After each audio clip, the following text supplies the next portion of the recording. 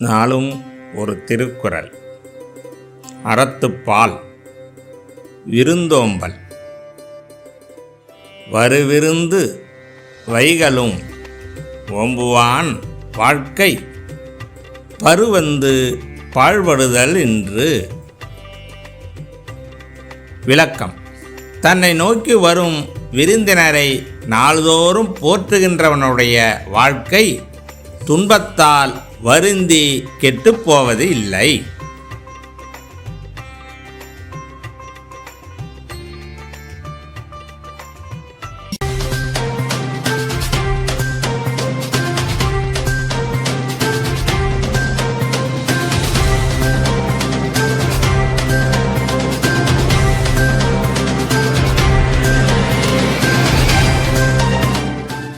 வணக்கம். இன்றைய முக்கிய செய்திகள். புதிய பேருந்து நிலையத்தில் முதலமைச்சர் ரங்கசாமி நேரில் ஆய்வு. 10 நாட்களுக்குள் மக்கள் பயன்பாட்டிற்கு கொண்டு வரப்படும் என உறுதி.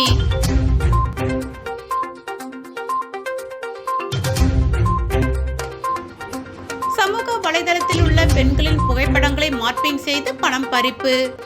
இளைஞர் கைது, மேலும் 2 போலீசார் வலை. முதலமைச்சர் தலைமையில் திடீரென கூடிய அமைச்சரவை கூட்டம். புதிய மதுபான தொழிற்சாலைக்கு அனுமதி அளித்தல் உள்ளிட்ட பல்வேறு முடிவுகள் எடுக்கப்பட்டது.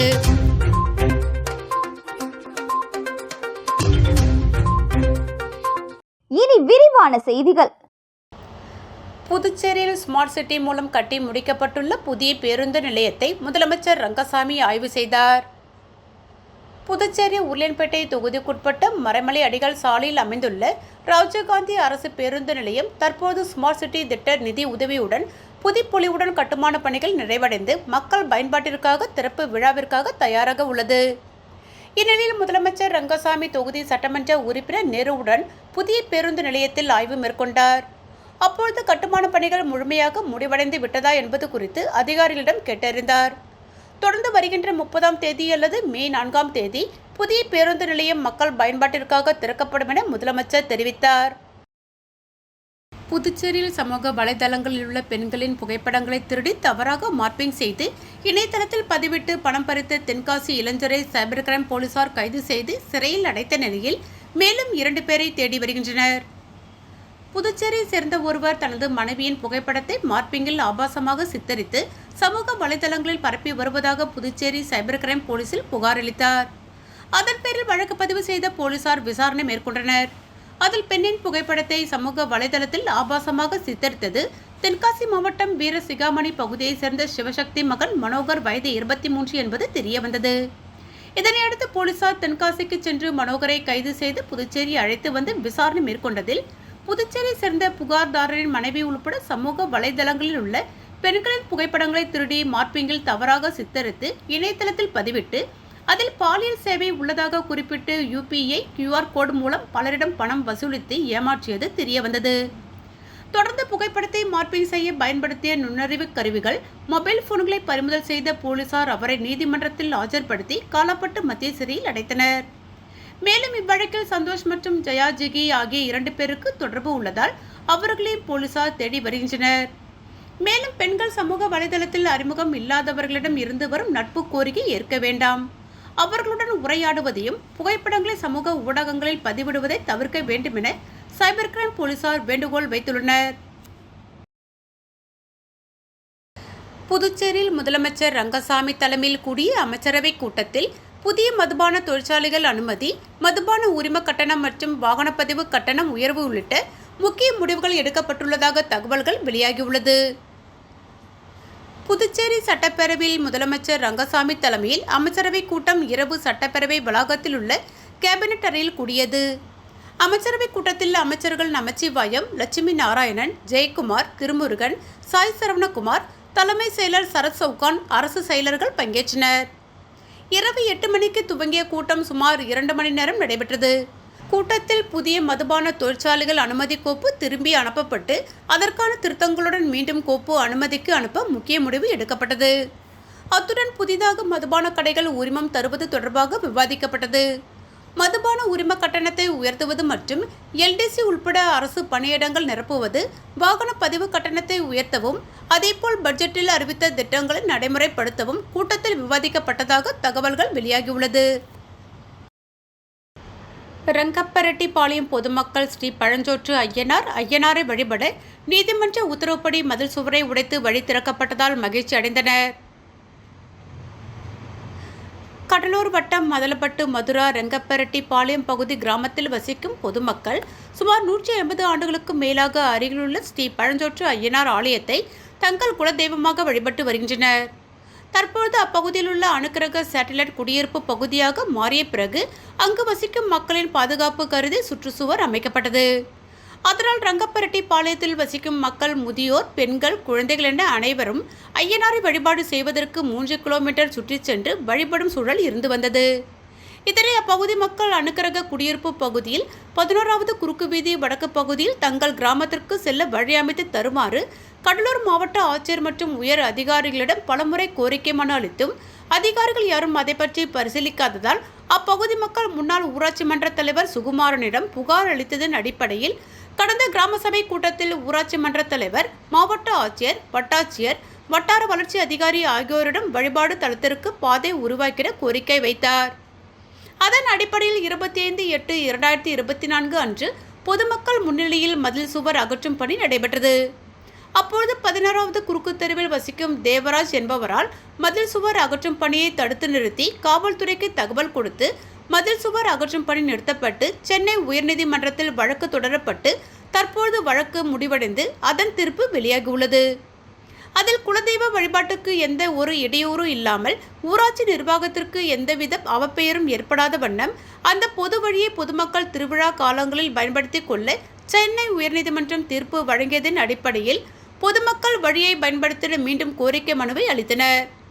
பொதுமக்களின் கோரிக்கையை விரைவாக செயல்படுத்த முன்னாள் ஊராட்சி மன்ற தலைவர் சுகுமார் துரிதமாக செயல்பட்டு காவல்துறை பாதுகாப்போடும் வட்டாட்சியர், கிராம நிர்வாக அலுவலர், வருவாய் ஆய்வாளர் மற்றும் ஊராட்சி அலுவலர்கள் முன்னிலையில் ஜேசிபி எந்திரம் மூலம் மதில் சுவர் அகற்றப்பட்டு வழி திறக்கப்பட்டதால் அப்பகுதி பொதுமக்கள் மிகவும் மகிழ்ச்சி அடைந்தனர்.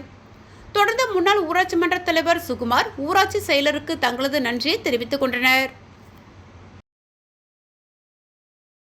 அரியாங்குப்பம் கொம்புயூன் பஞ்சாயத்து சார்பில் அரியாங்குப்பம் தொகுதிக்குட்பட்ட காக்கையன்தோப்பு, ராஜா கணபதி நகர் 2வது குறுக்கு வீதிக்கு சட்டமன்ற உறுப்பினர் தொகுதி மேம்பாட்டு நிதியின் மூலம் ரூபாய் 16,85,932 செலவில் சிமெண்ட் சாலை மற்றும் வடிகால் வாய்க்கால் அமைக்கும் பணியை சட்டமன்ற உறுப்பினர் பாஸ்கர் என்கிற தட்சிணாமூர்த்தி பூமி பூஜை செய்து தொடங்கி வைத்தார்.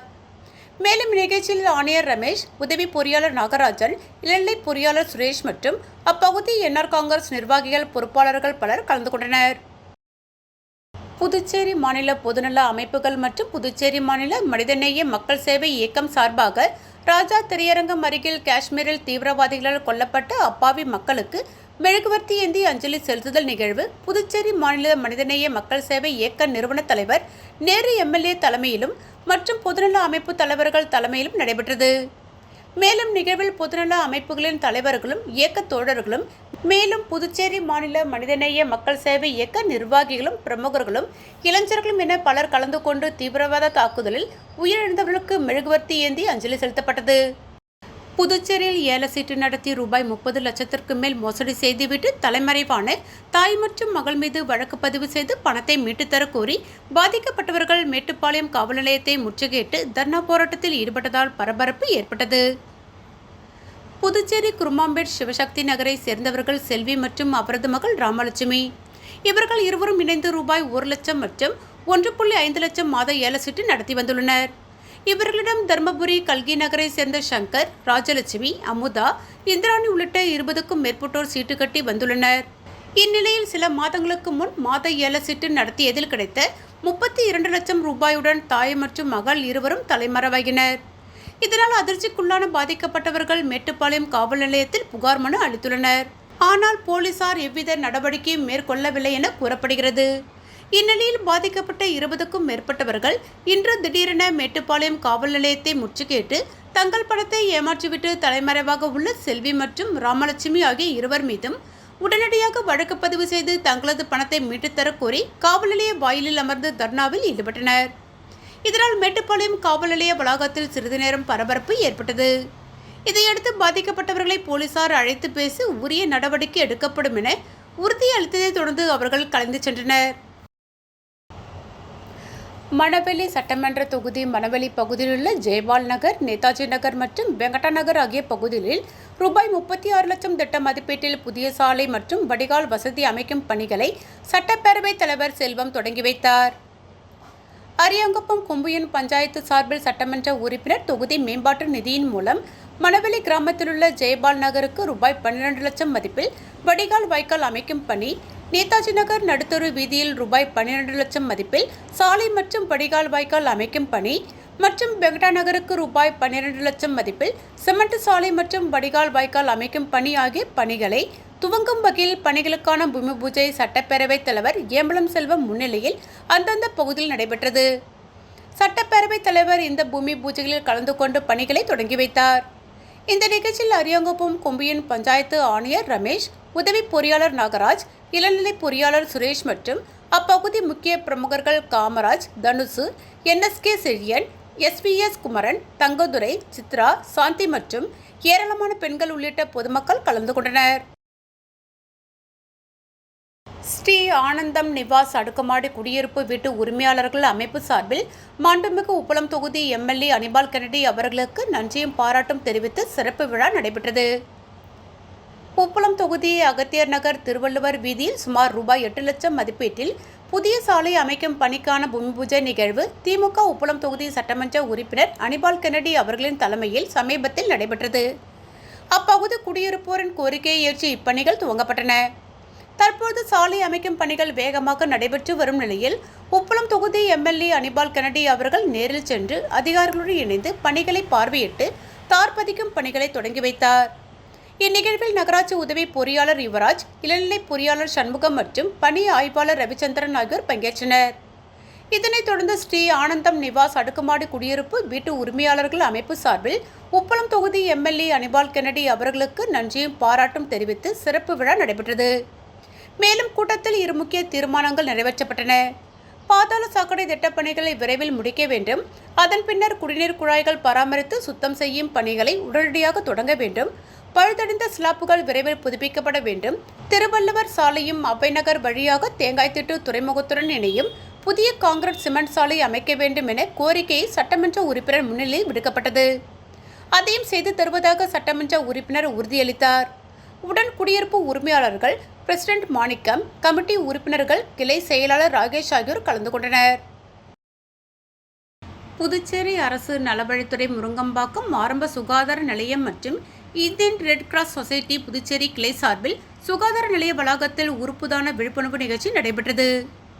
யூத் ரெட் கிராஸ் ஒருங்கிணைப்பாளர் முனைவர் அருண் நாகலிங்கம் வரவேற்புரை ஆற்றினார். மருத்துவ அதிகாரி மேனகா தலைமை தாங்கினார். ரெட் கிராஸ் சொசைட்டி புதுச்சேரி கிளை சேர்மன் டாக்டர் லட்சுமிபதி, சமுதாய கல்லூரி உதவி பேராசிரியர் டாக்டர் வரலட்சுமி ஆகியோர் முன்னிலை வகித்தனர். சிறப்பு விருந்தினராக அரியாங்குப்பம் சட்டமன்ற தொகுதி சட்டமன்ற உறுப்பினர் பாஸ்கரன் என்கிற தட்சிணாமூர்த்தி கலந்து கொண்டு தன் இறப்புக்கு பின் உடல் தானம் செய்த நபர்களை பாராட்டி சான்றிதழ் வழங்கி கௌரவித்தார். மருத்துவ அதிகாரி மேனகா பேசுகையில், உறுப்பு தானம் செய்வதன் மூலம் இறந்த பின்பும் வாழலாம். நம் நாட்டில் மாற்று அறுவை சிகிச்சைக்கான உறுப்புகள் மற்றும் திசுக்களின் பற்றாக்குறையை கருத்தில் கொண்டு இறந்த பிறகு உறுப்புகள் மற்றும் திசுக்களை தானம் செய்ய முன்வர வேண்டும். நமது பயன்படுத்தக்கூடிய உறுப்புகள் மற்றும் திசுக்களை தேவைப்படுவோருக்கு வாழ்வாதாரத்தை வழங்குவதற்காக நமது மரணத்திற்கு பிறகு தானம் செய்ய உறுப்புதான உறுதிமொழி எடுத்துக்கொள்ள வேண்டும். மேலும் உறுப்புதான படிவத்தை பதிவு செய்து வைத்துக் கொள்ள வேண்டும் என்று கூறினார். நிகழ்ச்சியின் ஒரு பகுதியாக தங்களின் இறப்புக்கு பின் தங்களின் பூத உடலை கதிர்காமம் இந்திரா காந்தி அரசு மருத்துவக் கல்லூரிக்கு மருத்துவம் பயிலும் மாணவர்களின் ஆராய்ச்சிக்காக உடல் உறுப்பு தான பதிவு செய்த 4 நபர்களுக்கு சட்டமன்ற உறுப்பினர் உடல் உறுப்பு தான அடையாள அட்டை சான்றிதழ் வழங்கி கௌரவித்தார். மேலும் மருத்துவ அதிகாரி கூறுகையில், மூளை தண்டுவட இறப்பு அல்லது இருதய இறப்பு என மருத்துவ நிபுணர் குழுவால் அறிவிக்கப்பட்ட பிறகு சிகிச்சை நோக்கத்திற்காக தமது உடலிலிருந்து உறுப்புகளை தானம் செய்வதற்காக நோட்டோ இணையதளத்தில் ஆதார் மற்றும் ABHA இணைக்கப்பட்ட மொபைல் எண்ணை பயன்படுத்தி விவரங்களை சரிபார்த்து உறுப்பு அல்லது திசு தானத்திற்கான படிவத்தில் விவரங்களை பூர்த்தி செய்து தானம் செய்ய வேண்டிய உறுப்பு திசுவை தேர்ந்தெடுத்து ஆதாரை பயன்படுத்தி மின் கையொப்பமிட்டு தங்களின் உடல் உறுப்பு தான பதிவை பதிவு செய்து உடல் உறுப்பு தான சான்றிதழை பதிவிறக்கம் செய்து கொள்ளலாம். உதவி தேவைப்படுவோர் மருத்துவமனை அணுகி பதிவு செய்து கொள்ளலாம் என்று கூறினார். நிகழ்ச்சிக்கான ஏற்பாடுகளை மருத்துவமனை ஊழியர்கள் மற்றும் ரெட் கிராஸ் சொசைட்டி ஆயுள்கால உறுப்பினர்கள் கந்தசாமி, திலகவதி, பிரதேஷ், ஆரோக்கியசாமி, சங்கரன், இருசப்பன் ஆகியோர் செய்திருந்தனர். புதுச்சேரி பல்கலைக்கழக சமுதாய கல்லூரி உயிரியல் வேதியியல் துறை 2ஆம் ஆண்டு மாணவ மாணவிகள் கலந்து கொண்டு உடல் தானம் மற்றும் கண்தான விழிப்புணர்வை தெரிந்து கொண்டனர். மருத்துவமனை வளாகத்தில் சுத்தம் செய்தல் மற்றும் மரக்கன்றுகளை சட்டமன்ற உறுப்பினர் தலைமையில் ரெட் கிராஸ் சொசைட்டி உறுப்பினர்கள் நட்டு அவசியம் குறித்து விழிப்புணர்வு ஏற்படுத்தினர். மீண்டும் இன்றைய முக்கிய செய்திகள். புதிய பேருந்து நிலையத்தில் முதலமைச்சர் ரங்கசாமி நேரில் ஆய்வு. 10 நாட்களுக்குள் மக்கள் பயன்பாட்டிற்கு கொண்டு வரப்படும் என உறுதி.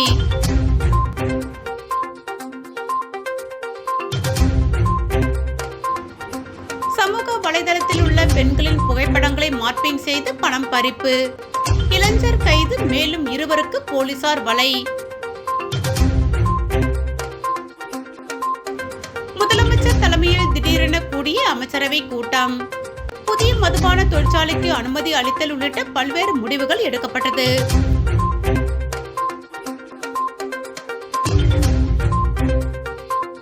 இத்துடன் இன்றைய செய்திகள் நிறைவடைந்தன. நன்றி, வணக்கம்.